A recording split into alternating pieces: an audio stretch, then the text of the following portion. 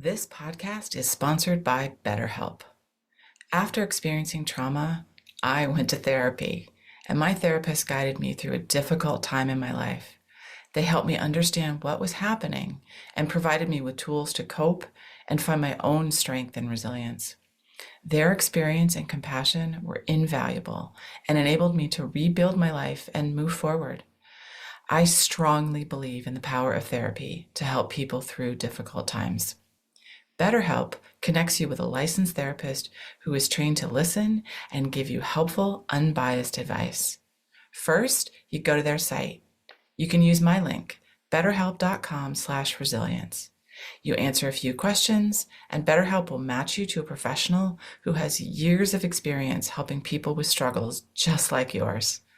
Let BetterHelp connect you to a therapist who can support you, all from the comfort of your own home.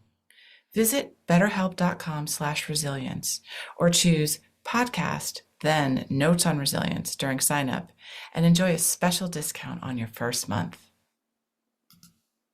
Hello, welcome to Notes on Resilience. I'm your host, Manya Chilinsky. In today's episode, I'm speaking with Sarah Hope Marshall from Profound Hope Industries. We talk about thinking about resiliency as a mindset versus a characteristic, and a useful way to think about resiliency from an organizational perspective. It was a wonderful conversation, and I hope that you enjoyed as much as I did. Hi, everyone. I am here with Sarah. Sarah, how are you doing today? I'm good. How are you? I'm doing well. I'm so excited to be talking to you. So thanks for making the time. Before we dive into the deep questions of who are you and why are you and I talking today, what I would love to know is if you could have a superpower, what would that be? That is a great question. If I had a superpower, I think it'd be fun to be able to fly. I'm scared of heights. And so I feel like if I could fly, maybe that fear would go away and I could just gain a whole new perspective on the world. I actually really love when I'm flying in airplanes and I can see how small all the houses and cars are. And it feels like it helps me put into perspective just the fact that the things that we stress about in life, just they're not as big as they seem all the time. So I think flying would help me have a more permanent perspective. Oh, I like that. And I like the thought of thinking about what does it look like when we're in a plane and we're looking down on the world and how small everything is. And I think that desire to fly independent of an airplane and dealing with airport security is definitely one that I share with you. So excellent. So now I would love to learn a little bit about who you are and what you do and how you're in a place to be thinking about resiliency and compassion. Of course, yeah. I'm happy to join and to share some of my perspective. I started consulting in 2021. I run a small management consulting company called Profound Hope Industries, and I work with businesses to help them really get on the pathway to purpose and profit. They're not separable in business, but sometimes it can be hard to integrate into the day-to-day. Prior to that, I have done a lot of work in community development and community revitalization. So I draw a lot of my expertise from those experiences and working with communities and helping them to thrive. And then just from my own personal perspective, I was born with a rare metabolic condition that created a lot of unique circumstances for me growing up and really taught me a lot about not quitting. So it's something that's very close to me in terms of thinking about resilience and what helps people thrive. Oh, okay. Excellent. So you have the sort of the 360-degree experience from all sides. Yes, I have a few different angles that I think about resilience from. Yeah. Well, depending on the day, I'm not always a fan of the word resilience. I know it is, of course, a neutral word, but I sometimes can find it really difficult in some ways, which we can get into in a minute. But I'm curious, what do you think about just the word itself, resilience? I think my definition of resilience, at least conceptually, is just getting back up and not quitting. It's a lot different than necessarily being successful or being excellent at something. It's a matter of perseverance and continuing to endure in difficult situations. It's kind of the getting through things making it to the other side and what helps a person do that. Yes. Well, what do you think are some of the qualities that help somebody get through something difficult to the other side? Yeah, that is a great question. I think people are constantly pursuing that answer because we have seasons of life where things are going really well. And then we have other seasons where it feels like everything just comes up at us at one time and it's one or the other. It's usually not like a few bumps in the road. Sometimes it feels like it's everything at once.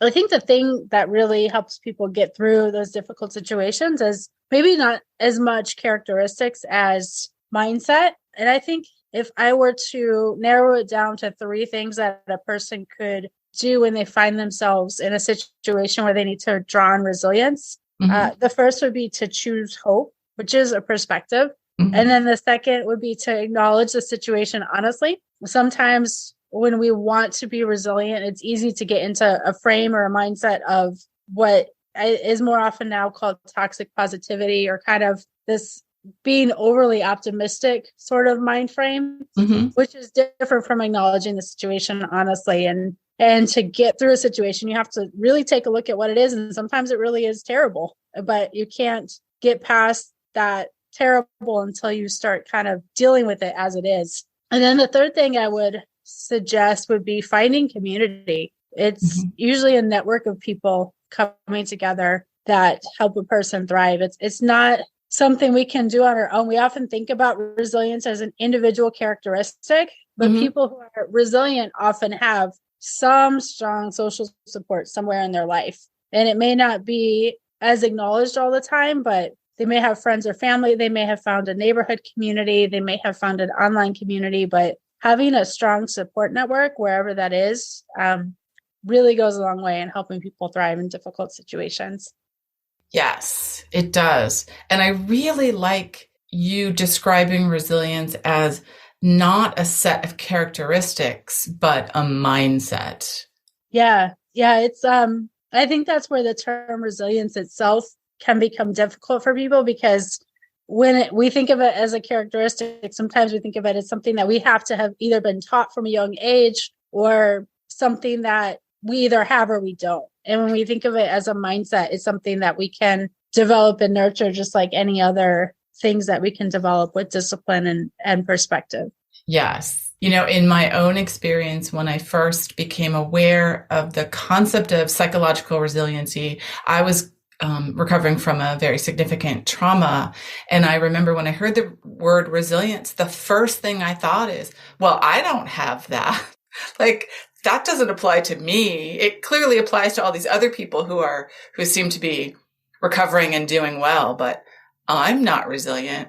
And I think that might be not an uncommon feeling at times. Yeah, that's really interesting that you say that. It makes me think, when people think of the word resilience, we do often think of it as situational. And maybe it's not the fact that resilience itself is situational, but the fact that sometimes it's those situations that cause resilience to shine. So it kind of brings light to the capacity that somebody has to thrive in that situation. And it needs to be drawn out with the pressure of what's happening circumstantially.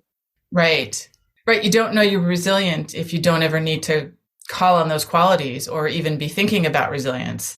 So we've talked about resilience on a personal level. We talked about it as a mindset and not necessarily a set of characteristics. I often think about the role of organizations and what I refer to as the system and our institutions in resiliency. Is that something you think about as well? It is. Yeah. Organizations play a really critical role in resilience on a couple of levels. And I think organizations can think about the concept in terms of organizational culture, something that is kind of departmentalized and compartmentalized into a specific function around employee well-being, maybe human resources or leadership. But I think the thing that is interesting about resilience in organizations is I think it's really useful to think about organizations as the bridge for resilience between a person being able to be resilient and thrive individually and a community thriving, because there's a couple of things that are really necessary for wellness holistically. And wellness is a little bit of a different concept than resilience, Mm-hmm. but you can have a person who's well and resilient and thriving, but their community, their broader community may not be, the organization that they're in may not be. But when you have healthy people coming together and working towards a common goal, they often form organizations, and those organizations have an impact on the community. So I like to think about businesses and organizations as kind of like this collective of people coming together to do something meaningful in the world, whether that's a product or service or whatever it happens to be. Mm-hmm. There's a group of people who, if they are personally resilient, they can come together and collectively engage on a bigger level to have that happen and sort of infiltrate the broader culture. And so organizations have a really important place to play in that, but they need to think of themselves as part of an ecosystem and not in isolation from other components that create wellness and thriving in communities. Ecosystem. I like that. Thank you for sharing that. Do you, given your personal experience and your work experience as a consultant and prior to working as a consultant, what is an important lesson about resilience that you've learned? That's a great question. I'm trying to think about how I want to answer the question. I think resilience, one of the most important lessons I've learned is that resilience is not just like white knuckling life to get through it. It's understanding and accepting the capacity you have within the situation, which may be different than other people's. I think we often trip up because we compare our capacity to the capacity of other people. Mm-hmm. So, for example, I mentioned I grew up with a rare disease, and without getting into the details, I never really had the capacity in high school and college to stay up late and study and pull all-nighters for hours. I didn't feel well if I wasn't in bed at an early time. I couldn't do the things my peers were doing. And I always thought that there was something wrong with me from that perspective because I didn't have the physical energy that other people did. Mm-hmm. When I learned to let go of that as I got older and realized that I do have a different capacity based on my circumstances and situations, I was able to sort of adapt my perspective and realize how those unique set of circumstances gave me different perspectives and different skills and different gifts. And then I was able to work with the things that I did have the capacity for and really shine in those areas. So I think it's important to know that our capacity is different from those around us. And one person may get through something in a month, and another person, it may take 18 months, and other people may be working through a difficult situation for a much longer period of time. But I think we really shine when we embrace the situation that we're in and work through what it's given us. Yes. You mentioned comparing ourselves to others' level of resiliency or their abilities. Why do you think that's such a common thing that we compare ourselves to others, and not only compare ourselves, but typically compare ourselves negatively to others? Comparison, I think it comes partly from just wanting to have a benchmark, like wanting to be able to measure ourselves against something. That's one of the really interesting lessons that I've learned from the pandemic. Mm-hmm. Everybody had really different experiences during the pandemic, but I spent a lot of 2020 alone, as did many people, but I had happened to have just left my job and was studying and took a year to do graduate school.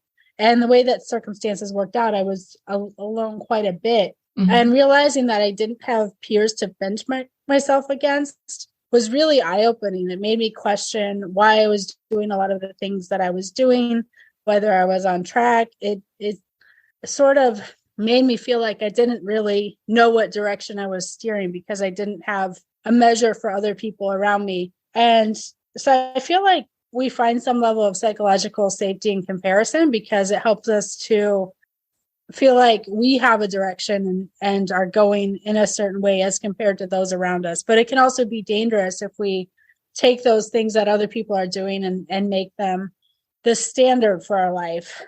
So there's good and bad to comparison because it helps us to strive to excel. It helps us to strive to do better, but it can also create negative emotions and create a situation where we question ourselves, which is the less positive aspect of comparison. Right.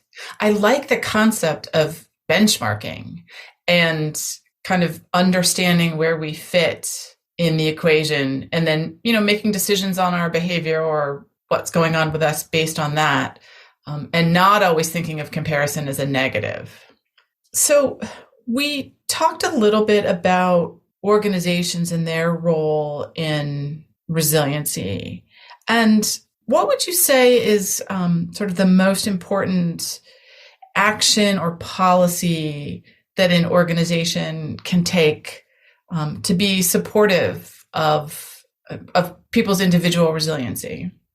I think there's a number of things an organization can do, but one thing that I think about often is, and ask organizations to think about, is really asking the question how your employees are doing outside of work, because the ways that they're performing and feeling about their situation outside of the workplace really do come in and impact how they're doing in the workplace. And that's really sometimes very basic questions, like, do they feel like they're making a living wage? Are they able to make ends meet from month to month? What is their childcare situation like? What are some of the struggles that they have outside of the workplace? And well, businesses can't necessarily address all of those factors. Mm-hmm. I think as companies think about their corporate policies as a whole, in light of how their employees are thriving when they go home and when they leave the company, it goes a long way to building a company culture where people feel affirmed and appreciated and can come and show up to work and be energetic and engaged because they feel like they are being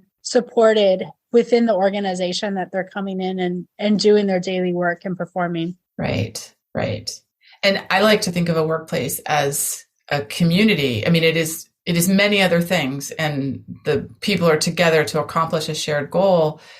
I think of it, though, as it's also a community, and people spend a lot of time at work and among this community, and you want it to be a place that is, if not overtly supportive, at least it's not, not supportive, aggressively not supportive of your needs. Right. Absolutely. Yeah. I think that I've seen some conversation online and from psychologist Adam Grant about how a workplace is not a family because that brings a whole bunch of different dynamics based on a person's own family history. But a strong community really is a place where people feel supported and like they're not doing something alone. That's a really interesting concept too. Just thinking about what do we think of a strong community? And it is a sense of people working together towards a common goal and feeling supported in that.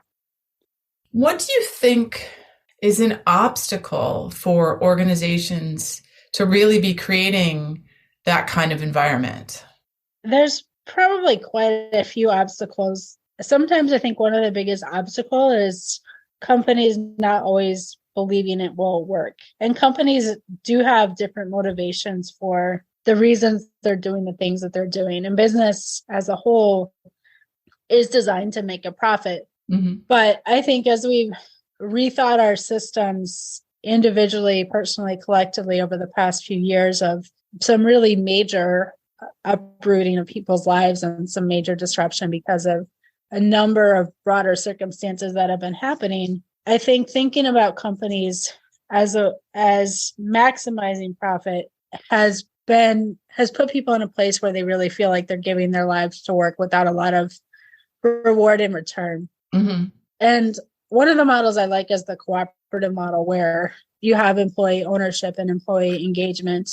And that's not suggesting that every business should pursue a co-op model, but that type of thinking where the point of the business is to serve the employees, mm-hmm. and then the employees can serve people better, often does actually lead to more profit too, because people are buying into and believing what the company is doing. And that shows through in the quality of work, in the level of employee engagement, and the type of customer service outputs the company is able to provide. Mm-hmm. But sometimes because we're focused on profit or the bottom line, we don't always think in reverse about the positive impacts focusing on people first can really bring to business. Yes. People first. I think that's something I've certainly heard and that I think about, which is, as you said, a company exists to make a profit, to deliver a service, deliver a product, not to be a place where we can all come together and sing Kumbaya.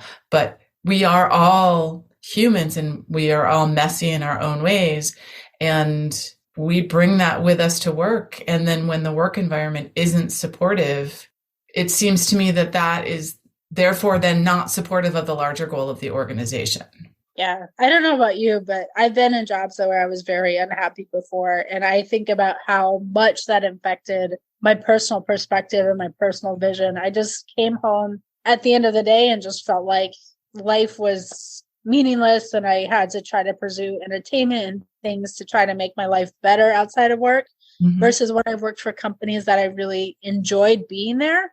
I liked my time off of my vacations, but I also showed up to work feeling good about being there and really putting myself into the work and engage in it. And so I think it's important for business leaders not to underestimate how much a negative work environment can really impact a person's psychological being and what they bring back into the workplace the next week. Right, right. I feel like there's some organizations where if they're not already working something like the cooperative model, like you were discussing, they're on that end of the spectrum in terms of being supportive of the whole life of the human being who comes to work for them.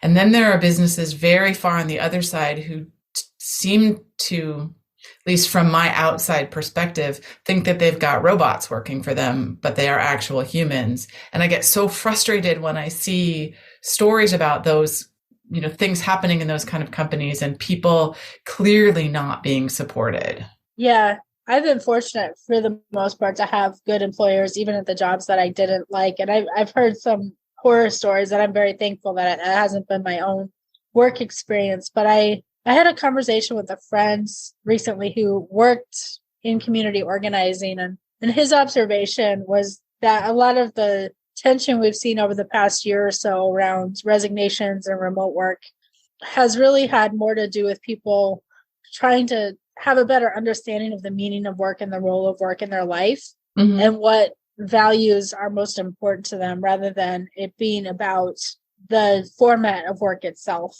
Because people yes. who really enjoy their work aren't necessarily sad to go back into the office. It's those who aren't working for various other motivations because they feel like they have to bring home a paycheck, which is, of course, a very critical motivation to work. Yes. But when a work is only about being able to feed yourself and put a roof over your head and nothing more, it becomes very difficult to retain employees who don't see a vision in the things that they're doing and contributing to the world on a day-to-day basis. Yes, absolutely. And we have talked about the pandemic and the last few years and the kind of the upheaval in the work environment. And I have been so interested to see, I guess we called it the Great Resignation, and then there's quiet quitting, which is an interesting term because it means actually just doing only the job that you have been hired to do.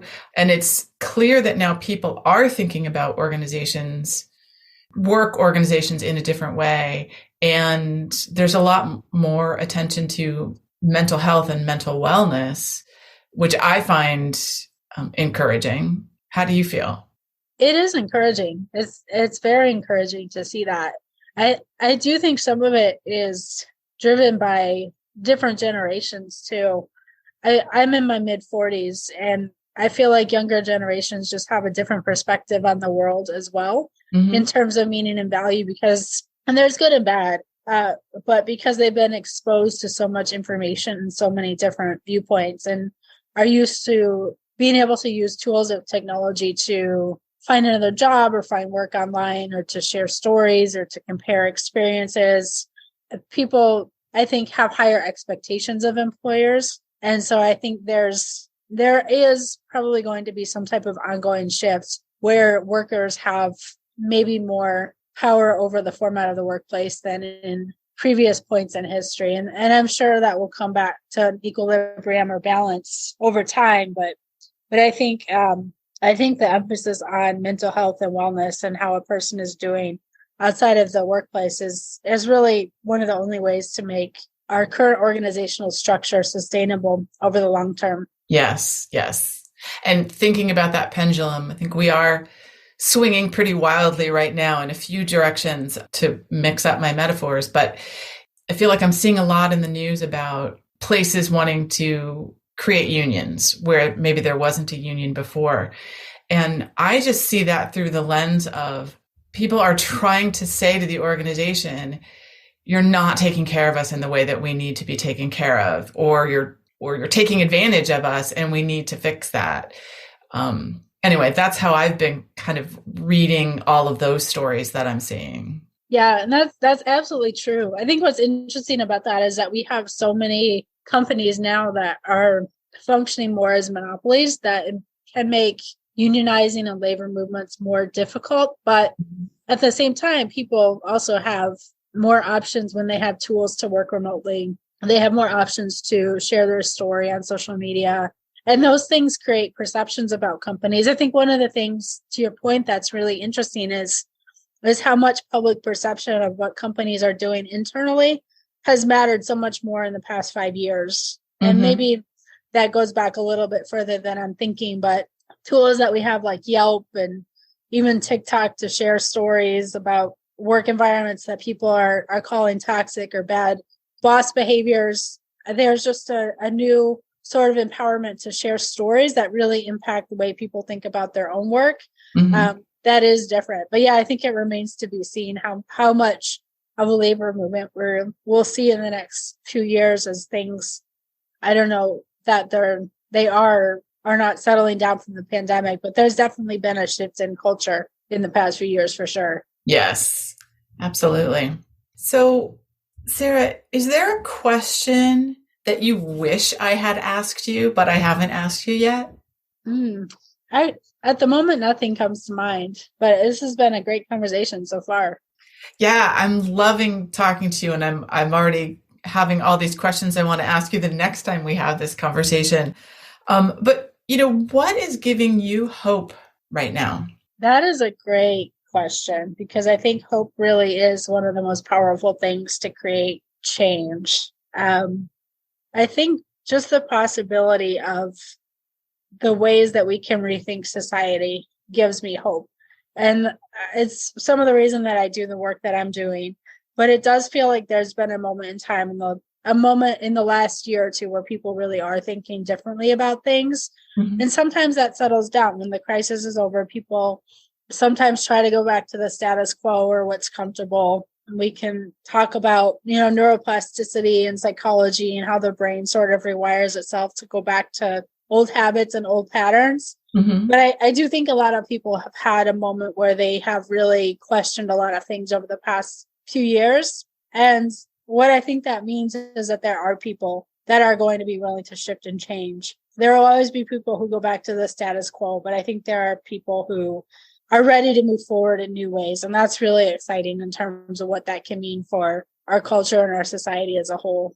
Yes, it is exciting. And I've enjoyed seeing those little glimpses of change and of people really wanting to make that change. Well, what would you tell your 18-year-old self about resiliency or about compassion? I would tell myself that trying to be perfect is not the pathway to achieve success, that success looks a lot messier than it sounds like. And what you think is success now is not necessarily what you're going to think is success in 10 years. And I'm sure that'll be true of myself 10 years from now. But as I'm older, I can look back and say, having to be perfect in a specific moment really doesn't matter nearly as much as I thought it did at that time. And so I would just say success and resilience and thriving is challenging and messy, but there is a lot of room for error and to still do really powerful things, even in spite of all the things that don't go right and all of the rejection and all of the no's and missed opportunity. There's still a lot of good things ahead. Oh, I love that. And I love the concept that it can be messy, but you can still be successful. I think when we look at other people's success from the outside, we see the end result often, and we don't see the work that went into it. And then again, that comparison can sometimes get us in trouble to think it should be easy. Yeah, one of the most interesting questions I've been asking myself lately is how do people look at the things I've done? Because when I think about the things I've done, I think about the mess and the things that took too long and the rejection. And then I try to stop and think about how does this thing that I've done look from the outside? And it's really interesting to stop and think about that because it sort of helps you frame yourself the way you often frame other people. And it's really powerful to think about how others might be looking at what you've accomplished and comparing yourself to that. It's not something we do a lot. That is really powerful. I like the idea of giving ourselves an outside lens to our own successes so that maybe we can see them with a little more equanimity. All right. Well, Sarah, this has been a fabulous conversation. And how can our listeners reach you?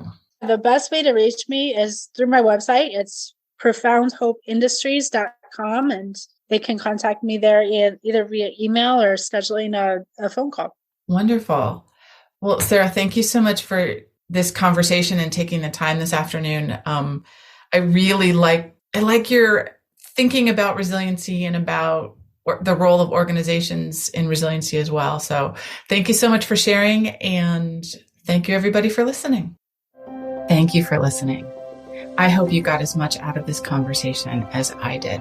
So if you'd like to learn more about me, Manya Chilinsky, I work with organizations to help understand how to create environments where people can thrive after difficult life experiences.